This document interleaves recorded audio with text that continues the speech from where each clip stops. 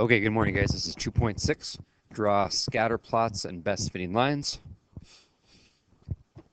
Some things about this lesson you guys are going to think are pretty darn easy because you've seen them in Algebra 1, and then just a few new things, but nothing too crazy. All right, here we go. Okay, so this is something that you're familiar with. If you plot a bunch of points and there's a trend to it, which goes up in a positive fashion, like the one on the left here, that's called a positive correlation. So if you could draw that in, there's a bunch of dots that go from left to right. They're making their way up, right? Okay.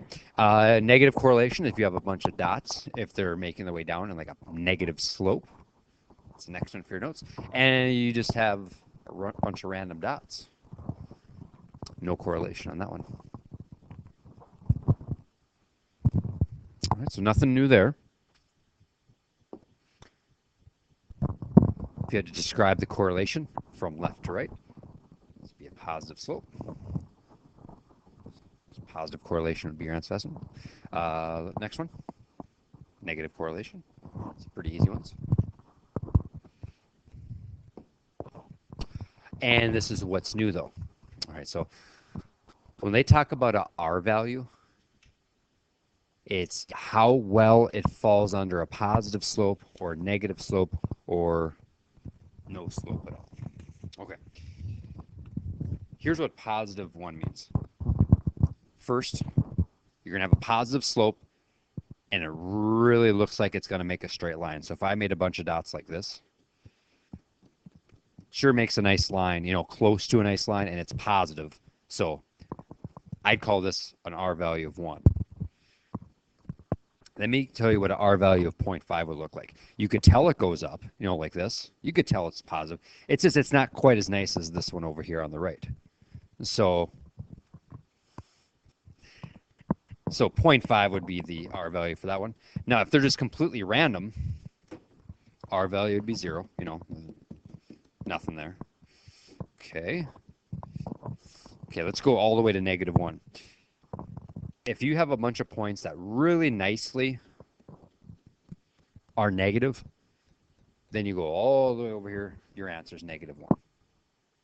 But if it's somewhere kind of in between -1 and 0, it would look like this. You could tell it's negative, but they'd be kind of here and there. All right, so we'll get some practice on this next page here. And I'd say, so hopefully you guys put, this in your notes, and then this you just watched. And this one, I hope you guys, went with, and you can do that now if you want to. A positive 1 is a nice positive slope. -1 is a nice negative slope. 0 is you can't tell, and then the 0.5s are in between. Okay, so once you have that in your notes, then we can do a little practice here. So in my mind, here's what's happening with letter A. I think the slope is very gradually going negative, but it's not good. You got dots on both sides like crazy. So I would call this a -0.5. Letter B, there's dots everywhere. That's 0. Hands down, that's a 0.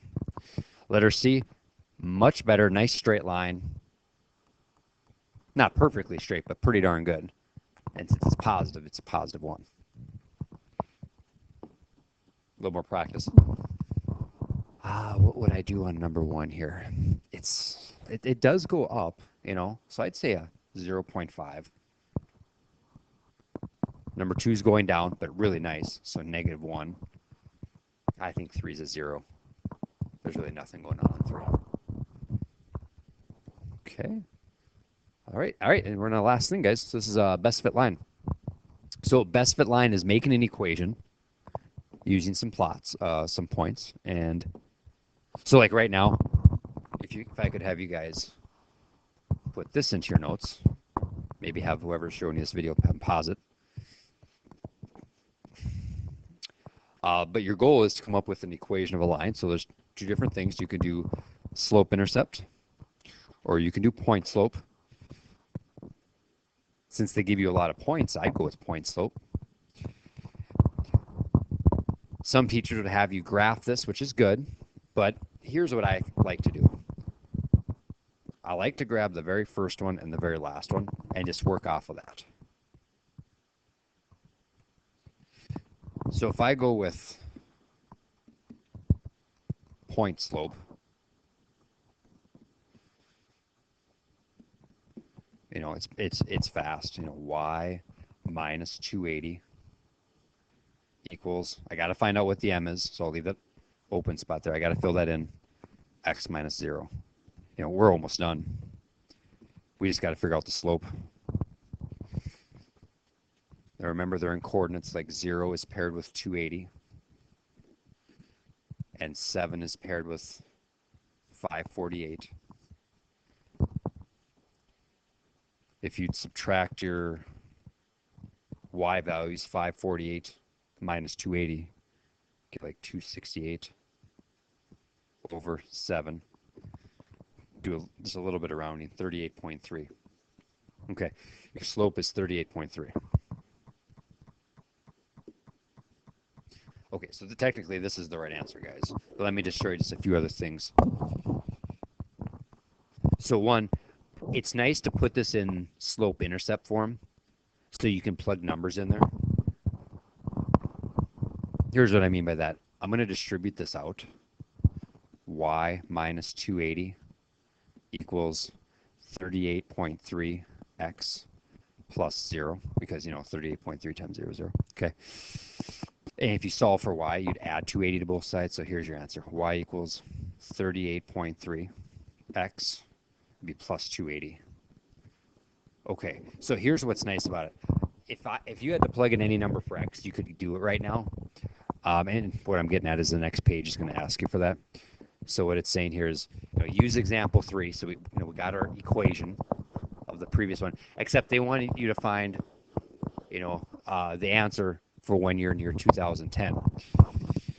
If you guys noticed,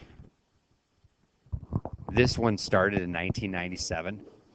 So if you call that year 0, you know, 1997 is year 0. 2010, that'd be 13 years after. Let me go here. So 13 years after, and if I remember, it's y equals 38.3x plus, I thought it was 280. I better page back just to not mess that up. Yeah, it was 280. Okay. What you can do now is go y equals 38.3. Plug in that 13, you know, because that'd be your 2010 plus 280. Do a little algebra. Y ended up equaling, see, I got it down here, 77.9. And that'd be your final answer for that guy. Okay, so, you know, and this calculator stuff we're not worrying about right now. We'll get to that later. But here's what I am worried about, guys.